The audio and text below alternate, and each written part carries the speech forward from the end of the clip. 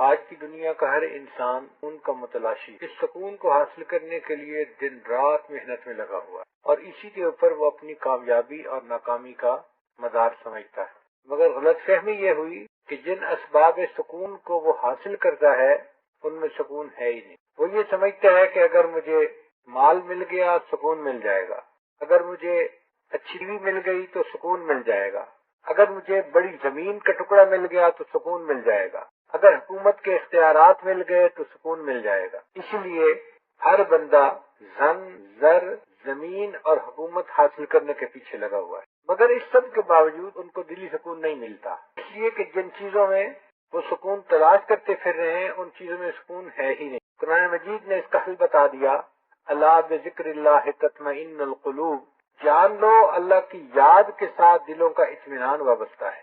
نہ دنیا سے، نہ دولت سے، نہ گھر آباد کرنے سے سکون دل تو ملتا ہے خدا کو یاد کرنے۔ تو جو انسان اللہ کو یاد کرے گا اللہ تعالیٰ اس کے دل میں سکون عطا فرما دیں گے۔ کچھ سواد نہ مصری اندر تے کھنڈا بھی چکھ ڈٹھیاں، ہمارے علاقائی زبان کا شعر ہے، اس کا میں ترجمہ کر دوں گا۔ کچھ سواد نہ مصری اندر تے کھنڈا بھی چکھ ڈٹھیاں، انہاں ساریاں چیزاں کو لوں گلاں سجن دیاں مٹھیاں۔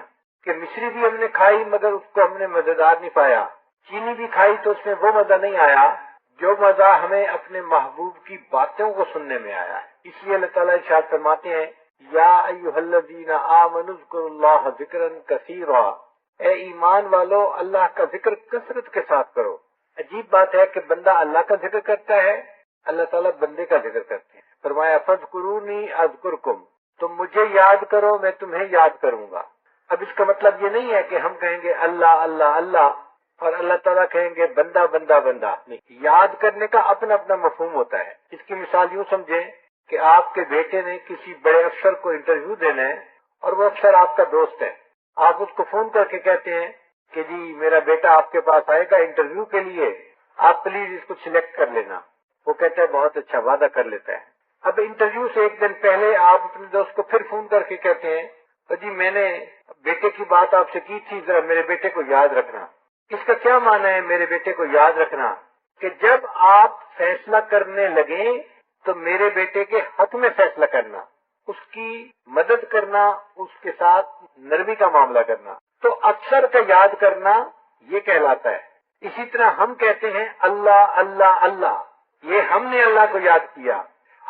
اور اللہ بندے کو کیسے یاد کرتے ہیں کہ اللہ جب بندے کے اوپر حالات بھیجتے ہیں تو نرمی کا معاملہ کرتے ہیں، اپنے بندے کی مدد فرما دیتے ہیں۔ یہ اللہ اپنے بندے کو یاد کر رہے ہوتے ہیں، اے میرے بندے تو مجھے معذرت کے ساتھ یاد کرنا، میں تجھے مغفرت کے ساتھ یاد کروں گا۔ اے میرے بندے تو اطاعت کے ذریعے مجھے یاد کرنا، میں عنایت کے ذریعے تجھے یاد کروں گا۔ قرآن مجید میں انہی لوگوں کو جو کثرت سے ذکر کرتے ہیں اولو الالباب، عقل مند لوگ کہا گیا، کہ جو اللہ کو کثرت سے یاد کرنے والے لوگ ہیں یہ عقل مند لوگ ہیں۔ شیطان ہمارا دشمن ہے، وہ ذکر کرنے والے بندے کے راستے میں روڑے اٹکاتا ہے، اور یہ روڑے دو طرح کے ہوتے ہیں، کبھی شبہات کے ذریعے سے اور کبھی شہوات کے ذریعے۔ شبہات کے ذریعے کا کیا معنی؟ کہ دل میں شبہ ڈال دیتا ہے اللہ تعالیٰ کے وجود کے بارے میں، شریعت کے بارے میں، احکام شریعت کے بارے میں، اور یہ چیز اس بندے کو کفر تک پہنچا دیتی ہے۔ شریعت کی کسی چیز میں شک کرنا یہ انسان کو کفر تک پہنچا دیتا ہے۔ اس لیے نبی علیہ السلام نے دعا مانگی، اللہم انی اعوذ بک من الشک والشرک والشقاق والنفاق وسوء الاخلاق، یعنی شرک جو اتنا بڑا گناہ ہے اس سے پہلے اللہ کے حبیب صلی اللہ علیہ وسلم نے شک سے پناہ مانگی اللہ کی، کیونکہ یہ شک انسان کو برباد کر دیتا ہے۔ تو شیطان شبہات کے ذریعے سے، شکوک کے ذریعے سے انسان کو برباد کرتا ہے۔ ہمارے مشائخ نے کہا کہ تمہیں اگر کسی چیز کے بارے میں کوئی شک پیدا ہو جائے تو تم اس کو بھی اللہ کی خاطر چھوڑ دو۔ الحلال بین والحرام بین، حلال بھی واضح ہے، حرام بھی واضح ہے، ان کے درمیان میں کچھ چیزیں ہوتی ہیں جو مشتبہ ہوتی ہیں۔ اگر کوئی ایسی چیز ہو تو اللہ کے لیے اس کو بھی چھوڑ دیا کرو۔ اگر ایسا کرو گے تو تم متقی بن جاؤ گے، اللہ کے دوست بن جاؤ گے۔ اور یہ ابھی سے نہیں کام شروع ہوا، بہت پہلے سے۔ چنانچہ 10 ہجری مکہ مکرمہ میں ایک خاتون تھی، سیدہ بدیہ ان کا نام تھا۔ ان کے حالات زندگی میں لکھا ہے کہ ان کو یہ خبر ملی فلاں علاقے کے لوگ اپنی بیٹیوں کو وراثت میں حصہ نہیں دیتے، صرف بیٹوں میں زمین تقسیم کر دیتے ہیں۔ انہوں نے اس علاقے کے جو پھل تھے وہ کھانے چھوڑ دیے کہ مجھے کیا پتا یہ پھل اس باغ کا ہے جس کی ملکیت صحیح ہے یہ شرعاً ٹھیک نہیں ہے۔ شک پیدا ہونے پر پھل کھانے چھوڑ دیے۔ امام اعظم حنیفہ رحمۃ اللہ کے پاس ایک آدمی آیا، حضرت میری بکری گم ہو گئی، تو میں تلاش کرو۔ چند دن کے بعد آیا، حضرت کوئی پتہ نہیں چلتا، تو میں یہ بتاؤ بکری کی عمر کیسے ہوتی ہے؟ اس نے کہا جی کہ اتنے سال بکری کی عمر ہوتی ہے۔ تو جتنے سال اس نے کہا اتنے سال حضرت نے مارکیٹ سے بکری کا گوشت لے کر کھانا چھوڑ دیا۔ مجھے کیا پتا یہ چوری کی بکری کا کہیں گوشت نہ جو مجھے دے دیا جا رہا۔ تو شک والی چیز، شبہ والی چیز، اس کو اللہ کے لیے چھوڑ دینا یہ تقویٰ ہے۔ اور آج ہم بیرون ملک کے ریسٹورینٹ سے چیزیں کھانا پسند کرتے ہیں، بھئی انہوں نے کیا چیز اس میں ڈالی، کیا پکایا، ہمیں تو نہیں پتا۔ اگر ہم کھائیں گے تو اپنا باطن کا نقصان کریں گے، اپنی روحانیت کا نقصان کریں گے۔ اس لیے اگر ہم چاہتے ہیں کہ دل منور ہو تو ہمیں شبہ والی ایسی چیزوں سے پرہیز کرنا پڑے گا۔ ابو عقبہ رحمۃ اللہ علیہ ایک بزرگ تھے، مسجد نبوی میں نماز پڑھ کے نکلے تو ان کو محسوس ہوا کہ ان کی جیب میں کچھ دینار تھے، وہ گر گئے، تو دوبارہ گئے لینے کے لیے۔ ایک جگہ انہیں دینار پڑے ہوئے مل گئے، مگر دل میں خیال آیا ضروری تو نہیں کہ یہ میرے ہو سکتا ہے کسی اور کے گرے ہوئے ہو۔ اس خیال کے آنے کی وجہ سے انہوں نے ان دیناروں کو نہیں اٹھایا کہ کیا پتا یہ کسی اور کے ہوں۔ تو اصول یہ ہے کہ جب کسی چیز میں شک پڑ گیا اب اس کو اللہ کے لیے چھوڑ دو۔ اور دوسرا طریقہ ہے کہ شیطان انسان کو شہوات کے ذریعے سے گراتا ہے، اس کے ذہن میں نفسانی، شیطانی، شہوانی خیالات پیدا کرتا ہے۔ ہمارے مشائخ نے اس کا سمپل حل بتایا کہ تم ایسے خیال کو ذہن میں ٹکنے ہی نہ دو، جیسے ہی یہ خیال ذہن میں آئے تم اللہ کو یاد کرو تاکہ یہ خیال ذہن سے فوراً نکل جائے۔ اس کی مثال یوں سمجھیں، آپ کے فون پہ اگر کسی کا میسج آتا ہے، اس کو پڑھنا یا نہ پڑھنا یہ آپ کا اختیار ہے۔ اگر نہیں پڑھیں گے تو آپ کو کوئی نقصان نہیں دیتا، پڑھیں گے تو پھر اس کے بارے میں آپ سوچیں گے۔ اسی طرح شیطان ذہن میں خیال کا میسج بھیجتا ہے۔ جب ہمیں پتہ ہے کہ یہ گناہ کا خیال ہے، اس کو کھولنے کی کیا ضرورت ہے، اس کو پڑھنے کی کیا ضرورت ہے؟ آپ اس کو نہ پڑھیں، اگنور کر دیں، کوئی نقصان نہیں دے گا۔ خیال کا ذہن میں آ جانا یہ برا نہیں ہے، خیال کا خود ذہن میں لانا اور اس کو ذہن میں جمانا یہ برا ہوتا ہے۔ جس میں بندے کا اختیار نہیں، اللہ تعالیٰ اس چیز پر اس کی پکڑ بھی نہیں فرماتے۔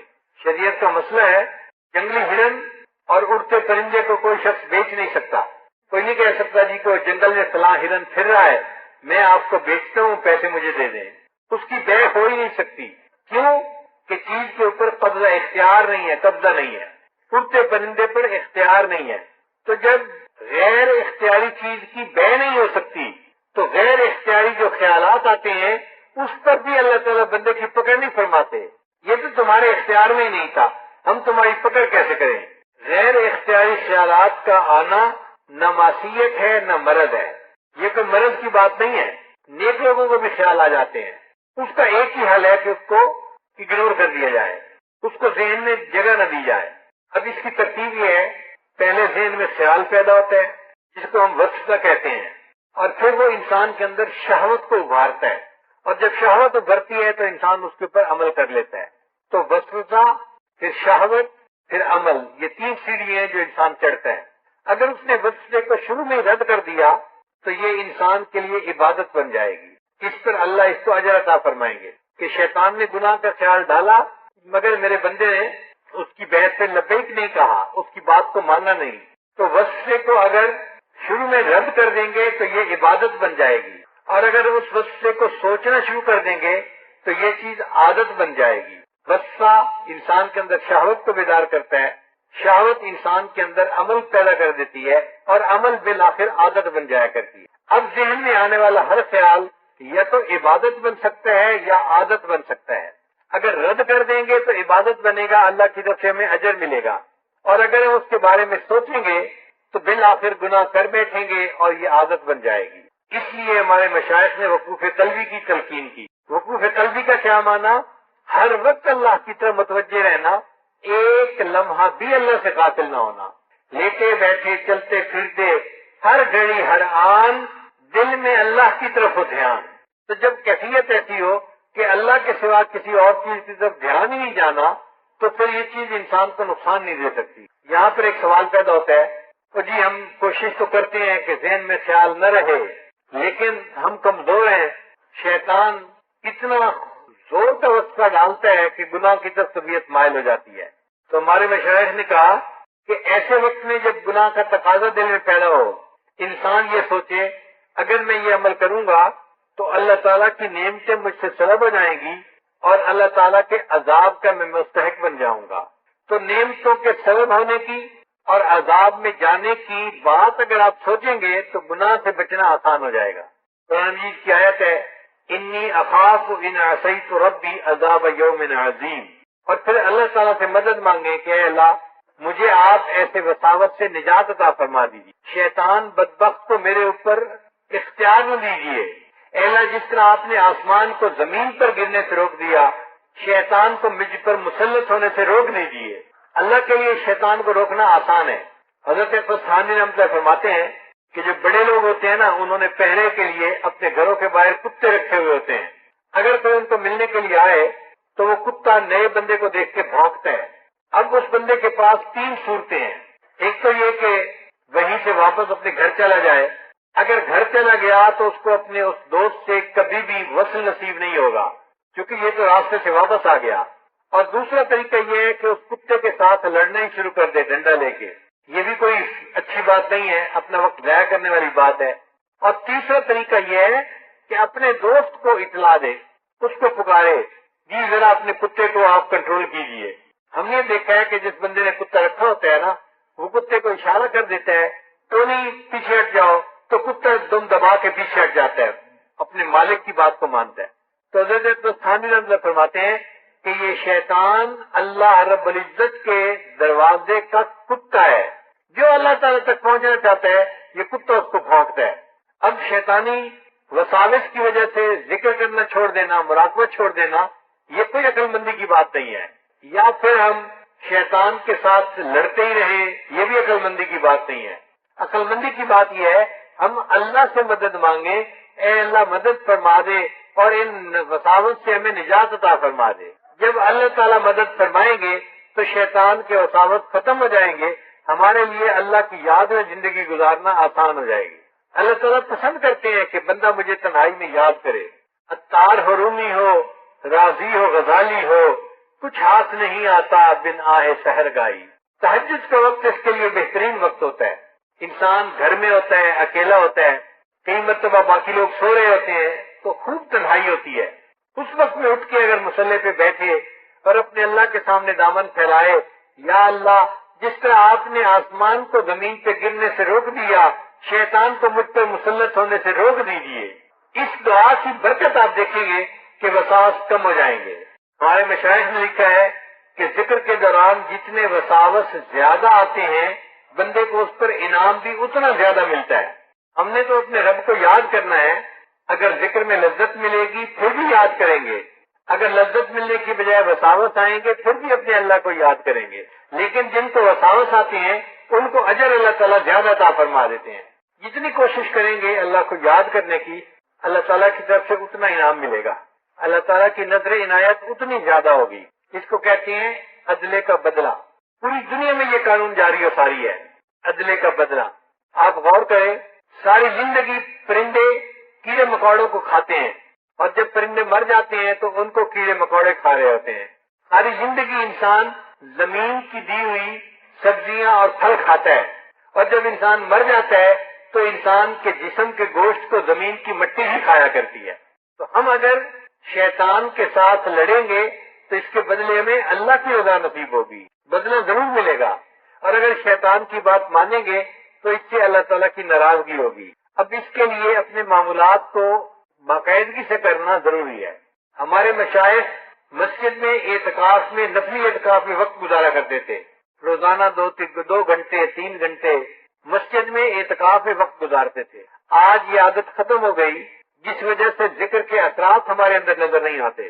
عورتیں پہلے وقتوں میں مصلے کے اوپر لمبا وقت نماز پڑھتی تھی، تلاوت کرتی تھی، ذکر کرتی تھی، مصلے پہ ان کے خوب 2-3 گھنٹے گزرا کرتے تھے، اور آج کی عورت تو مشکل سے نماز پڑھتی ہے اور مصلی لپیٹ کے ایک طرف رکھ دیتی ہے۔ دل میں اللہ کی محبت ہوگی تو مصلی پہ بیٹھنا اچھا لگے گا.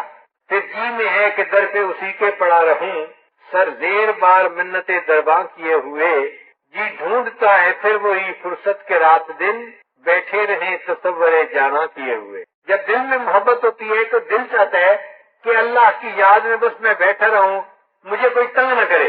انسان اللہ کے راستے میں جب چلتا ہے تو اس میں 3 چیزیں رکاوٹ بنتی ہیں. ایک ہے ناجنس کی صحبت.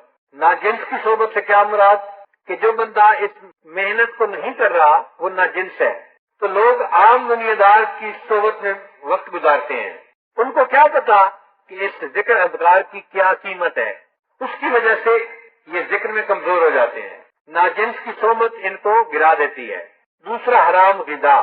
جو بندہ اپنے کھانے پینے کا خیال نہیں رکھتا اور بازار کی بنی ہوئی ہر چیز کو کھا لیتا ہے، اس کے مہینوں کی محنت ایک مرتبہ مشتبہ لقمہ کھانے سے ضائع ہو جاتی ہے. مہینوں کی محنت ایک لمحے میں ضائع ہو جاتی ہے. اور تیسرے ہے گناہ کبیرہ کا ارتکاب.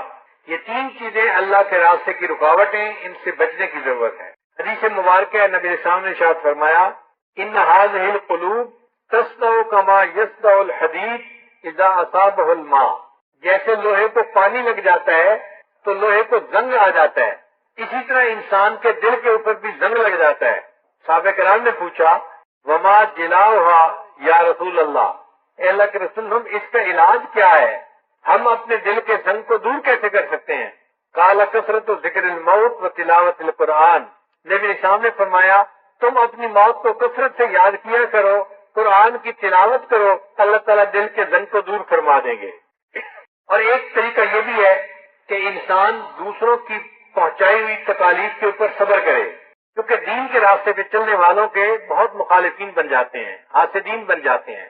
درِ مختار میں لکھے ہیں، شر الناس من لا حسود لہ، کہ وہ انسان سب سے زیادہ شریر ہوتا ہے جس کا کوئی حاسد نہ ہو. حاسد ہونا یہ اچھائی کی علامت ہے. کچھ فضل کمال ہے، کچھ نعمت ہے جو لوگ حاسد ہیں. دنیا میں سب سے زیادہ حاسد نبی علیہ السلام کے. قرآن مجید میں اللہ نے فرمایا وَمِن شَرِّ حَاسِدٍ إِذَا حَسَدَ.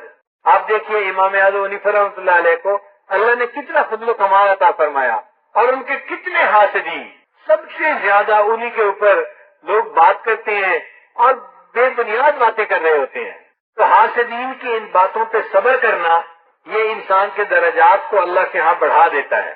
حسد کرنے والا خود نقصان پاتا ہے. قیامت کے لیے اسے اللہ تعالیٰ کے سامنے جواب دینا پڑے گا.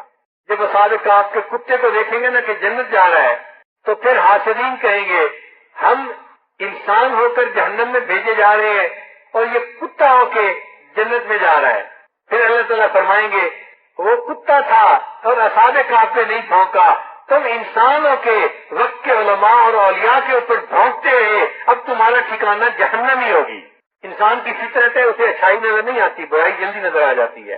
چنانچہ ایک اسکول ٹیچر نے طلباء کو بات سمجھانی تھی تو اس نے ایک سفید کاغذ لیا بڑا سارا، اور اس کے اوپر پین سے ایک چھوٹا سا نقطہ کالا لگا دیا اور اس کو بلیک بورڈ کے اوپر پیش کر دیا. پھر اس نے سارے لڑکوں سے پوچھا کہ بتاؤ تمہیں سامنے کیا نظر آ رہا ہے؟ سب طلباء نے کہا جی ہمیں ایک کالا نقطہ نظر آ رہا ہے. جب سب نے یہ کہا کہ ہمیں کالا نقطہ نظر آ رہا ہے، اس نے کہا کہ اللہ کے بندو اتنا بڑا سفید کاغذ بھی تو لگا ہوا ہے، تمہیں وہ تو نظر نہ آیا، اس کے اوپر جو چھوٹا سا کالا نقطہ تھا وہ تمہیں نظر آ گیا. تو انسان کی فطرت ہی ایسی ہے، اس کو خوبیاں نظر نہیں آتی، وہ صرف خامیوں کو دیکھتا ہے. ایک ٹیچر نے اپنی کلاس کو سمجھانا تھا تو اس نے کلاس کے ٹیچر جو اسٹوڈنٹ تھے ان کے ہاتھ میں غبارے پکڑا دیے، سب بچوں کے ہاتھ میں غبارے پکڑا دیے، اور ان کے دوسرے ہاتھ میں اس نے ایک ٹچ پک پکڑا دیا. سب کے پاس ٹچ پک بھی ہے، غبارہ بھی ہے. پھر اس نے کہا کہ میں آپ لوگوں کا امتحان لوں گا. اب طلباء سوچ رہے ہیں کیا امتحان لیتے ہیں. اس نے کہا کہ امتحان یہ ہے کہ 5 منٹ کا وقت ہے، 5 منٹ کے بعد جس کا غبارہ سلامت ہوگا میں اسے انعام دوں گا. اب امتحان تو اتنا تھا کہ جس کا غبارہ 5 منٹ کے بعد سلامت رہے گا اس کو انعام ملے گا. پھر اس نے کہا کہ اچھا اب وقت شروع ہو چکا ہے، گھڑی دیکھ کے کہا. جیسے ہی اس نے کہا وقت شروع ہو چکا ہے، ایک طالب علم نے دوسرے طالب علم کا غبارہ پھاڑنا شروع کر دیا. عجیب وہاں پہ تماشا بنا، کوئی بھاگ رہا ہے، کوئی پکڑ رہا ہے، کوئی اس کو غبارہ پھاڑ رہا ہے، کوئی اس کو غبارہ پھاڑ رہا ہے. 5 منٹ ختم ہونے کے بعد شاید کوئی ایک ہی بندہ تھا جس کا غبارہ بچا، ورنہ سب کے غبارے پھٹ چکے تھے. پھر ٹیچر نے ان شاگردوں کو سمجھایا کہ دیکھو میں نے یہ تو نہیں کہا تھا کہ صرف ایک کو انعام ملے گا، میں نے تو کہا تھا کہ جس کا غبارہ 5 منٹ کے بعد سلامت ہوگا میں اس کو انعام دوں گا۔ اگر تم تمام لوگ 5 منٹ صبر سے گزار لیتے تو پوری کلاس انعام لینے کے قابل بن جاتی۔ یہ تم نے کیوں سوچ لیا کہ مجھے انعام ملے گا جب دوسرے کا غبارہ پھٹ جائے گا؟ تو انسان کی فطرت ایسی ہے، وہ اپنی کامیابی دوسرے کی ناکامی میں سمجھتا ہے، اس کو ناکام بناؤ پھر میں کامیاب ہو جاؤں گا۔ اور پریکٹیکل زندگی میں بھی ایسے ہوتا ہے، اس کے بارے میں باتیں کرو، پروپیگنڈا کرو، پھر لوگ تم سے بیعت ہو جائیں گے، پھر لوگ تمہارے ساتھ آ کے جڑ جائیں گے۔ تو حسد اور کینہ دل میں ہونا یہ اللہ تعالیٰ سے دور ہونے کی دلیل ہے۔ جن پر اللہ کی رحمت ہوتی ہے وہ اپنے دل کو ان چیزوں سے پاک کر لیتے ہیں، اپنے حاسدین اور دشمنوں کے لیے بھی بد دعا نہیں کرتے، بلکہ جو لوگ حسد کر رہے ہوتے ہیں ان کے لیے اللہ کے حضور دعائیں کر رہے ہوتے ہیں کہ اللہ اس کو اس مصیبت سے نجات عطا فرما دے۔ حضرت مجد علی ثانی رحمۃ اللہ علیہ کو جہانگیر نے بہت سزا دی، 2 سال گوالیار کے قلعے میں قید رکھا، اور حضرت مجد علی ثانی رحمۃ اللہ علیہ اپنے اللہ سے اتنے خوش تھے کہ میرے اوپر آزمائش آئی کہ انہوں نے کہا جہانگیر اگر اللہ نے قیامت کے دن مجھے جنت جانے کا حکم دیا میں تجھے اپنے ساتھ لیے بغیر جنت میں نہیں جاؤں گا۔ دشمن اور حاسد کو کہہ رہے ہیں۔ تو ذکر کی کثرت سے انسان کے اندر سے یہ باطنی بیماریاں دور ہو جاتی ہیں اور انسان اللہ کا مقرب بن جاتا ہے۔ اللہ والوں کے پاس محبت ہوتی ہے، ہر ایک کو محبت کی دوا دیتے ہیں اور اس کے دل کو اللہ کے ساتھ جوڑ دیتے ہیں۔ کہتے ہیں کہ ایک حکیم نے 100 سال لوگوں کا علاج معالجہ کیا۔ ایک بندہ ان کے پاس آیا، کہنے لگا جی آپ نے زندگی کے 100 سال انسانوں کے علاج معالجے میں گزار دیے، تو اب آپ مجھے بتائیے کہ انسان کے دل کو جیتنے کے لیے دوا کون سی ہے؟ انہوں نے کہا انسان کے دل کو جیتنے کے لیے دوا محبت ہے۔ اس نے کہا جی اگر یہ دوا استعمال کی جائے اور فائدہ نہ ہو، انہوں نے کہا اس کا مطلب یہ ہے کہ مقدار کو بڑھا دو، جتنی محبت پہلے دیتے ہو اس سے زیادہ محبت اسے دو گے تو اس کا دل جیت لو گے۔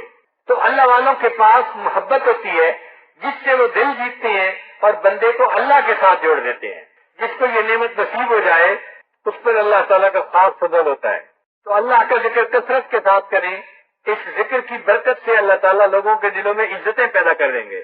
ایک کتاب ہے العرف الشذیذ، اس میں در منصور کے حوالے سے یہ بات لکھی گئی ہے کہ کتا اور گدھا اللہ کی تسبیح نہیں پڑھتے، اسی لیے لوگ ان کو ذلت کی نظروں سے دیکھتے ہیں۔ ہر مخلوق اللہ کا ذکر کرتی ہے، لیکن اللہ کی قدرت، اللہ نے عبرت کی سامان دکھانا تھا تو اللہ نے کتے کو اور گدھے کو وہ ذکر کی توفیق نہیں دی۔ تو وہ فرماتے ہیں کہ کتا اور ذکر چونکہ اللہ کی تسبیح نہیں کرتے، اب اس کا نتیجہ یہ ملا کہ لوگ ان کو بغیر کسی وجہ کے ذلت کی نظر سے دیکھتے ہیں۔ یہ ذلت ان کو غفلت کی وجہ سے مل رہی ہوتی ہے۔ اسی طرح جو انسان غفلت کا مرتکب ہوتا ہے وہ بھی ذلت اٹھاتا ہے، اور عزتیں اس کو ملتی ہیں جو اللہ کا ذکر کثرت کے ساتھ کرتا ہے۔ اس لیے یہ جو وظائف ہیں ان کو معمولی نہ سمجھیں، ان کو باقاعدگی کے ساتھ کرنا انتہائی ضروری ہے۔ ہمارا یہ تجربہ ہے کہ علماء اس کو ایک نفلی کام سمجھتے ہیں۔ اچھا یہ ذکر کر رہا ہے، ٹھیک ہے نفلی کام کر رہا ہے، کوئی بات نہیں۔ یہ صوفی صاحب ہیں، تسبیح پڑھ رہے ہیں، نفلی کام کر رہا ہے۔ اور دل میں یہ بھی خیال آتا ہے ہم تو حدیث پڑھاتے ہیں، ہم تو تفسیر پڑھاتے ہیں، ہم تو سارا دن اجر والے کام میں لگے رہتے ہیں، ہمارے لیے ذکر کرنا اتنا ضروری نہیں ہے۔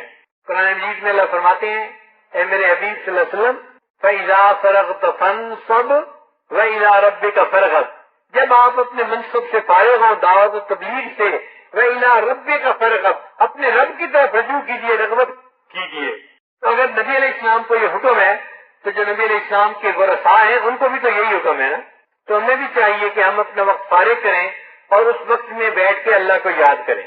ہمارے اکابر علماء دیوبند ان کے حالات زندگی پڑھیں تو ہر ایک بزرگ کے زندگی میں کچھ نہ کچھ خلوت کے ایسے لمحات تھے جو وہ اپنے اللہ کو بیٹھ کے یاد کیا کرتے تھے۔ کچھ فجر کے بعد یاد کرتے تھے، کچھ عصر کے بعد، مگر اس وقت میں وہ ناغہ نہیں ہونے دیتے تھے۔ اس کا نتیجہ کیا نکلا کہ اللہ رب العزت نے علم اور ذکر کے جمع ہونے کی وجہ سے ان کو دنیا میں بھی عزتیں بخشیں، ان کے فیض کو اللہ نے عام کر دیا، اور علم میں وہ کتنے اونچے مقام پہ پہنچے۔ حضرت کشمیری لکھتے ہیں کہ ابن نجیم مصری صاحب البحر رائق افقہ ہندی من الشامی، کہ ابن نجیم میری نظر میں علامہ شامی سے زیادہ بڑے فقیہ تھے، لأن امارات الفقہ تلوح منہ، اس لیے کہ ان کی باتوں سے فقہ کی روشنی پھوٹتی نظر آتی ہے. وکذالک شاہ عبد العزیز محدث الدہلوی، اور اسی طرح شاہ عبد العزیز محدث دہلوی رحمۃ اللہ وہ بھی میری نظر میں علامہ شامی سے زیادہ بڑے فقیہ تھے.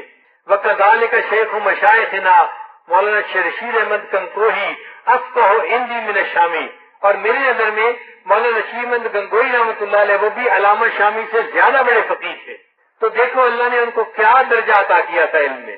علامہ شبیر احمد عثمانی رحمۃ اللہ علیہ شرح مسلم میں لکھتے ہیں سالت العلامہ النقی التقی الذی لم تر العیون مثلہ، کہ میں نے یہ بات علامہ تقی نقی جن کو کبھی جن جیسا کسی آنکھ نے نہیں دیکھا، ولم یرا ہوا مثلہ، اور انہوں نے بھی اپنے جیسا کوئی عالم نہیں دیکھا.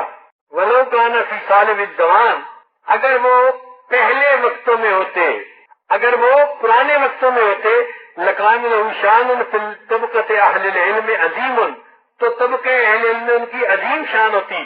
وہ سیدنا و مولانا الانور الکشمیری، اور وہ ہیں علامہ انور شاہ کشمیری رحمۃ اللہ علیہ. حضرت مولانا قاسم نانوتوی رحمۃ اللہ کے بارے میں ان کے شیخ فرمایا کرتے تھے کہ جس طرح مولانا روم شمس تبریز کی زبان تھے، ایسے ہی مولوی قاسم میری زبان ہے. حضرت نانوتوی رحمۃ اللہ مباحثہ شاہ جہان پور کے لیے تشریف لے گئے، اور انہوں نے وہاں پر ایسی تقاریر کی کہ مذاہب باطلہ کے بطلان کو ثابت کر دیا. اللہ نے ان کو فتح عطا فرمائی.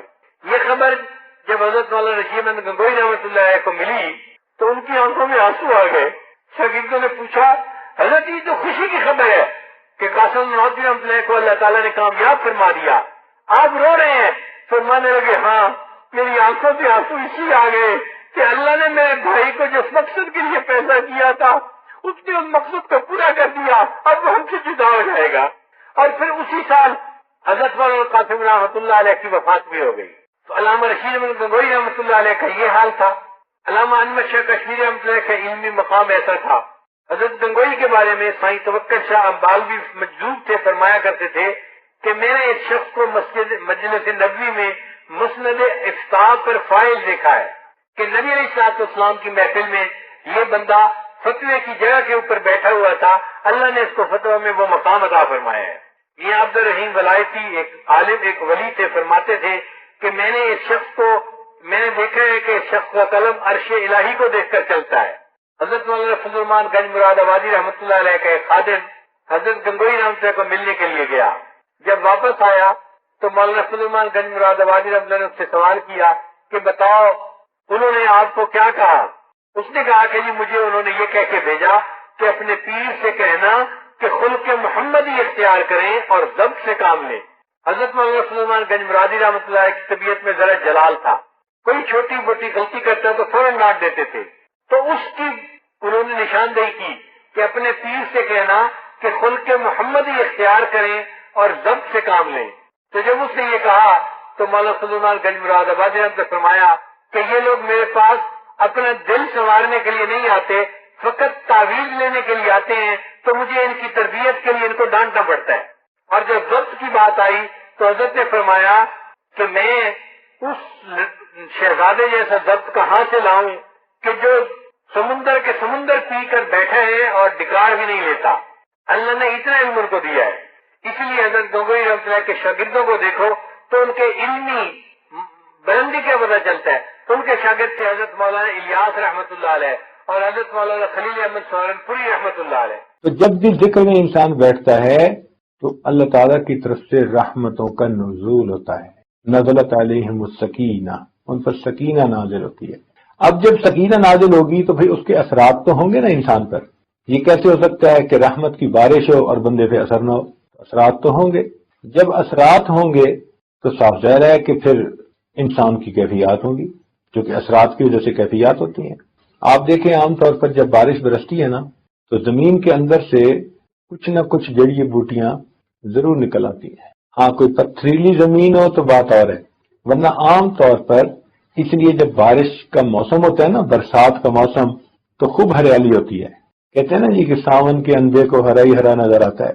وہ ساون کا موسم ہی ایسا ہے کہ اس میں برسات ہوتی ہے اور برسات کے موسم میں زمین سے خوب کھیتیاں نکلتی ہیں، یعنی پودے نکلتے ہیں۔ جب اللہ تعالیٰ کی رحمت کی برسات برستی ہے تو انسان کے اندر سے کیفیات کی پودے اور کھیتیاں پھر برآمد ہو جائیں۔ کیفیات کو روک نہیں سکتے، ذکر کی وجہ سے بندے کی کوئی نہ کوئی کیفیت ضرور ہوتی ہے، یا تو اس کو اللہ تعالیٰ کی محبت میں اضافہ نظر آئے گا، یا جو کیفیتیں میں نے پہلے بتائیں وہ محسوس ہوں گی۔ اور اگر کوئی بندہ کہے جی کہ مجھے تو کوئی بھی کیفیت محسوس نہیں ہوتی، تو یہ بھی ایک کیفیت ہے، یہ بھی تو ایک کیفیت ہے نا، کہ مراقبے میں بیٹھتا ہے تو اسے کوئی کیفیت ہی محسوس نہیں ہوتی۔ اٹ مینس کہ something is seriously wrong somewhere, اس کو ڈائگنوز کرنا چاہیے۔ کیا مصیبت ہے کہ اس کے دل پر اثرات نہیں ہوتے؟ کیا وجہ ہے کہ اس کے دل پر ان برکات کا اثر نہیں ہوتا؟ اور اس کی وجہ عام طور پر کوئی نہ کوئی زیادہ گڑبڑ ہوتی ہے۔ وہ بندہ کسی ایسے گناہ کبیرہ میں پھنسا ہوتا ہے کہ جس کی وجہ سے دل کے اوپر تالے لگے ہوتے ہیں، دل کے دروازے بند ہو چکے ہوتے ہیں، یا کوئی حرام حلال کا چکر ہوتا ہے کہ جو کیفیات اس کو ذکر میں ملتی ہیں، حرام ان کیفیات کو چھپا دیتا ہے۔ چنانچہ امام ربانی مجد لسانی رحمۃ اللہ علیہ نے یہ لکھا، فرماتے ہیں کہ ایک ہمارا خادم تھا، اور خادم لوگ جو ہوتے ہیں پھر ان کی رعایت بھی کرنی پڑتی ہے، الجزاء الاحسان الا الاحسان۔ تو خادم تھا، تو ایک مرتبہ اس کا ایک بھائی تھا، وہ بیمار ہوا اور اس کے اوپر جان کنی کا عالم طاری ہو گیا، یعنی آخری وقت، آخری لمحات، آخری علامات قریب ہو گئی۔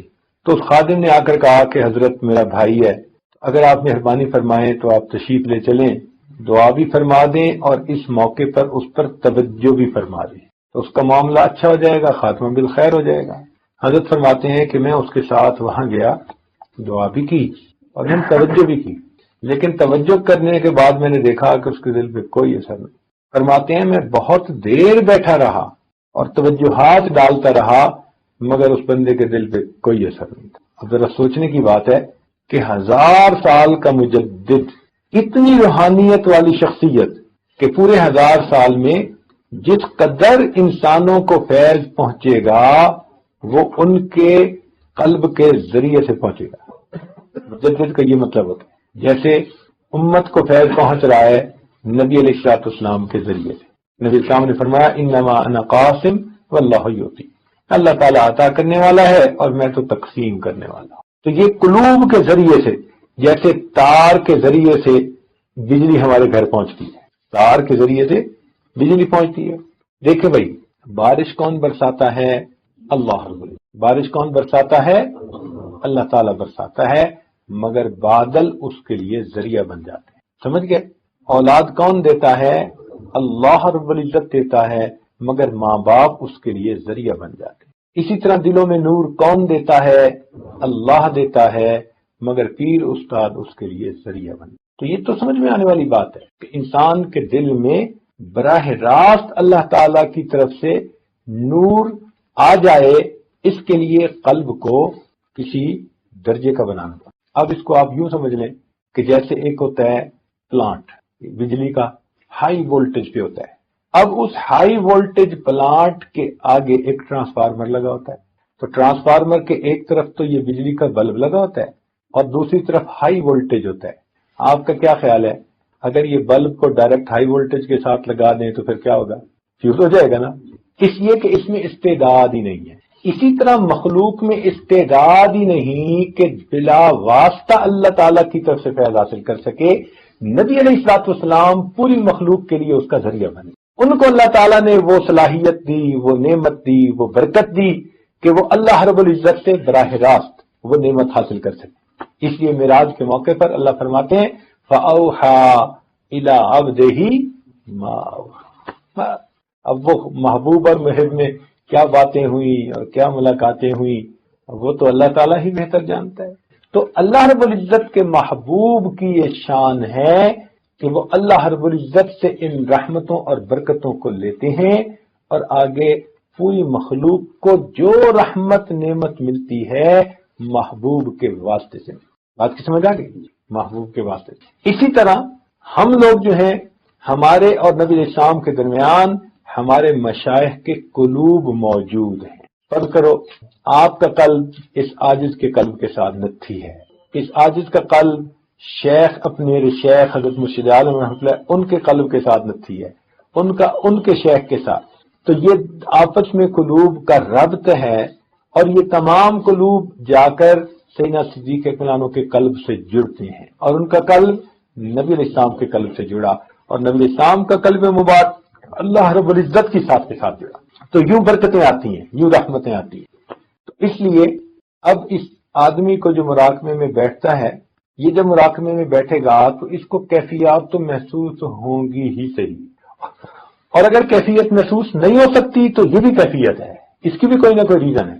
تو میں بات آپ کو سنا رہا تھا امام ربانی مجدد ثانی رحمۃ اللہ علیہ کہ 1000 سال کا مجدد، امت کے علماء نے متفقہ طور پر ان کے لیے یہ لفظ استعمال کیا مجدد الف ثانی، یہ جو ہجرت کے بعد دوسرا 1000 سال گزر رہا ہے، اس میں جتنے اولیاء کسی بھی سلسلہ کے ہوں، کسی بھی رتبے کے ہوں، ان کو جو فیض پہنچ رہا ہے، چونکہ وہ چاروں سلسلوں کے بزرگ تھے، امام ربانی مجدد ثانی رحمۃ اللہ علیہ وہ چاروں سلاسل کے بزرگ تھے، ان کو چاروں نسبتیں حاصل تھی، لیکن اللہ تعالیٰ نے ظاہر میں ان سے نقشبندیہ نسبت کا کام لیا تھا ظاہر میں، لیکن جتنا یہ فیض آگے چل رہا ہے یہ ان کے ذریعے سے چل رہا ہے۔ اب آپ سوچتے ہیں اس روحانیت کا بندہ اگر کسی بندے پر بیٹھ کر توجہ کر رہا ہے تو پھر دل پہ تو اس کا اثر لازمی ہونا چاہیے، مگر وہ فرماتے ہیں کہ میں نے بہت دیر بیٹھ کر توجہ کی مگر اس بندے کے دل پہ کوئی اثر ظاہر نہ ہوا۔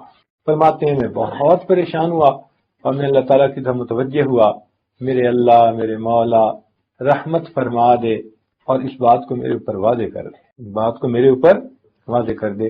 تو فرماتے ہیں کہ پھر اللہ تعالیٰ نے الہام کے ذریعے سے مجھے واضح فرمایا کہ اس بندے کی مصاحبت بد عقیدہ لوگوں کے ساتھ تھی، اس بندے کا بیٹھنا اٹھنا بد عقیدہ لوگوں کے ساتھ تھا، چنانچہ اس کی دوستی تھی کافروں کے ساتھ، اور کافروں کی دوستی کی وجہ سے وہ ان کی باتیں سنتا تھا اور ان کے ساتھ راہ و رسم رکھتا تھا۔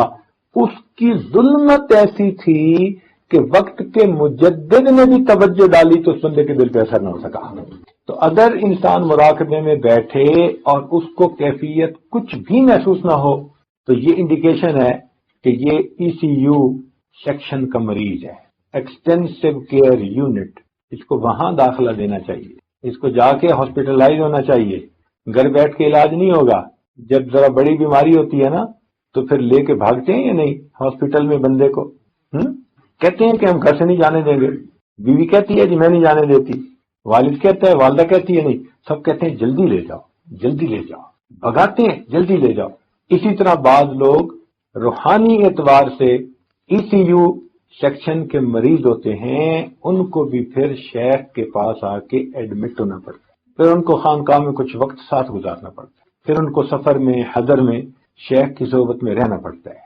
یہ وہ مبارک لوگ ہیں کہ جن کا کلام دوا اور جن کی نظر شفا ہوتی۔ کیوں بھائی آج کل شعاؤں سے علاج ہوتا ہے نا، پہلے زمانے میں یہ بات سمجھنی مشکل تھی، میں نے بتایا نا کہ آج کچھ باتیں سمجھنی آسان ہو گئی ہیں۔ دیکھیں کینسر کا علاج کس سے کر رہے ہیں؟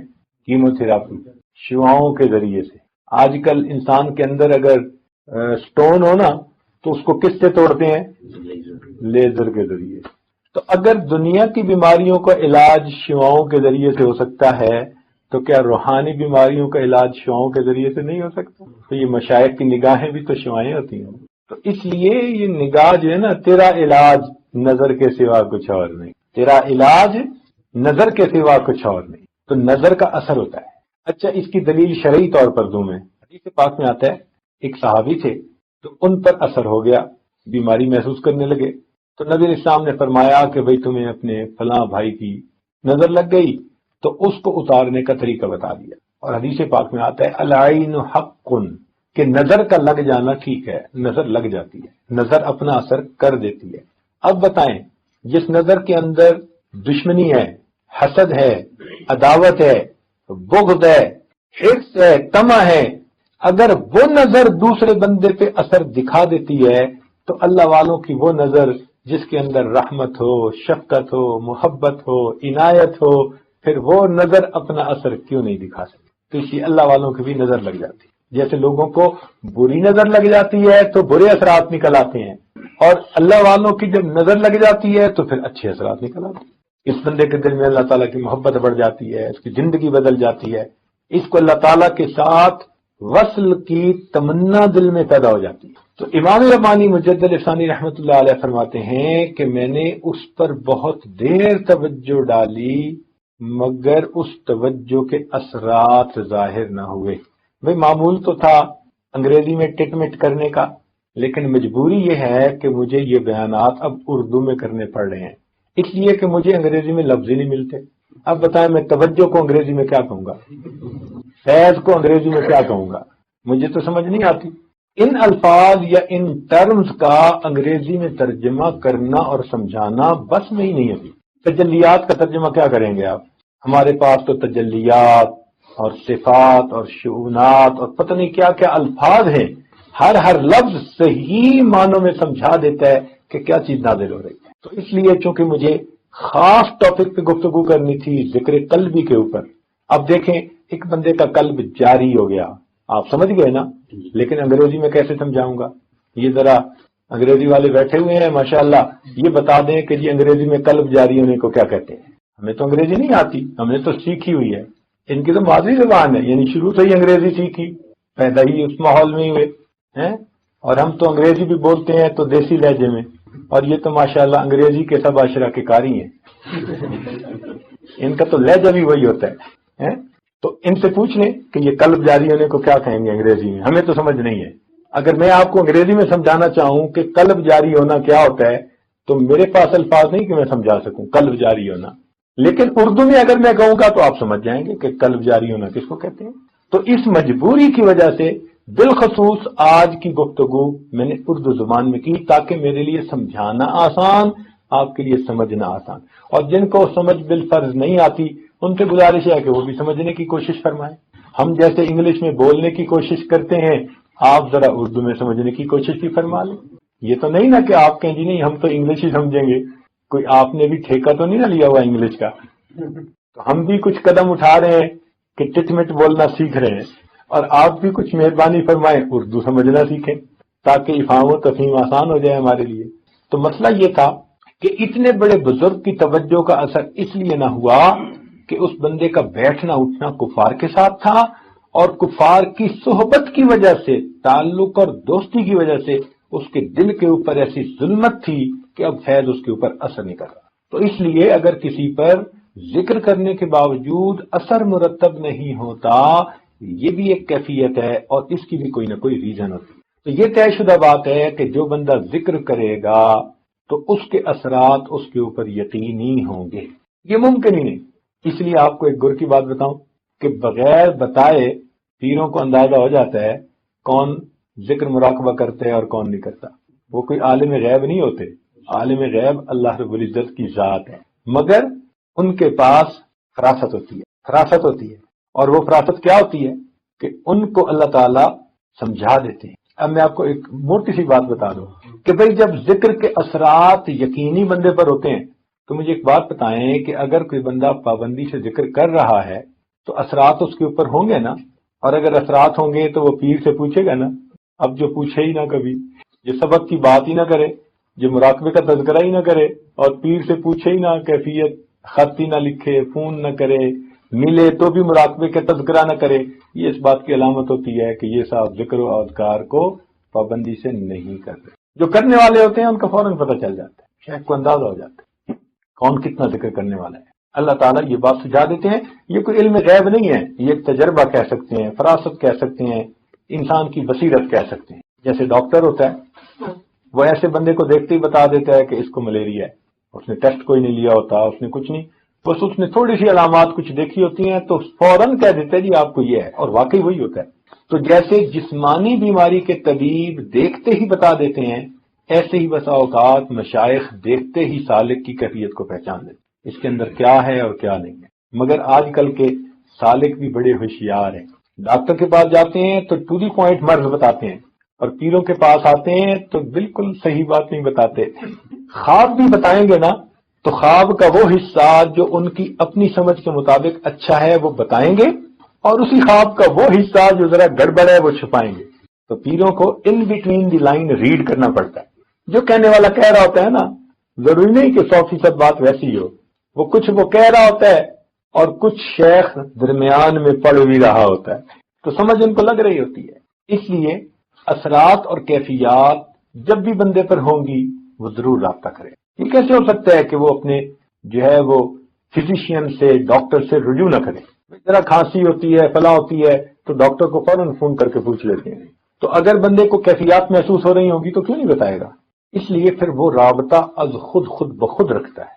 اچھا، اب یہ بات ہوئی کہ بھئی پابندی کے ساتھ جو بندہ مراقبہ کرتا ہے اس کے اوپر اثرات مرتب ہوتے ہیں. اب ان اثرات میں سے ایک اثر یہ ہے کہ انسان کا دل جاری ہو جاتا ہے. تو آج یہ سمجھنا ہے ہم نے کہ دل جاری ہونا کس کو کہتے ہیں. بات سمجھے نا؟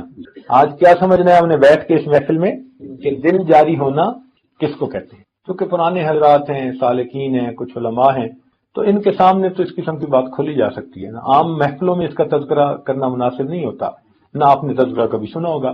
لیکن خاص محفلوں میں جہاں طالب صادق ہوں، سیکھنے والے ہوں، یا حاصل کرنے والے ہوں، یا محنت کرنے والے لوگ ہوں، تو پھر ان کو تو یہ بات سمجھائی جا سکتی. تو دل جاری ہونا کس کو کہتے ہیں؟ عام طور پر سب سے پہلے مراقبے کی پابندی کرنے والے، تقوی و طہارت کی زندگی اختیار کرنے والے، اتباع سنت والی زندگی اختیار کرنے والے سالک کو پہلی کیفیت ہوتی کہ اس کو اپنے قلب کی جو جگہ ہے، قلب کی جگہ کون سی ہے؟ انسان کے سینے میں بائیں پستان سے 2 انگل نیچے کی طرف، جو بائیں طرف جو بریسٹ ہے نا، اس سے 2 انگل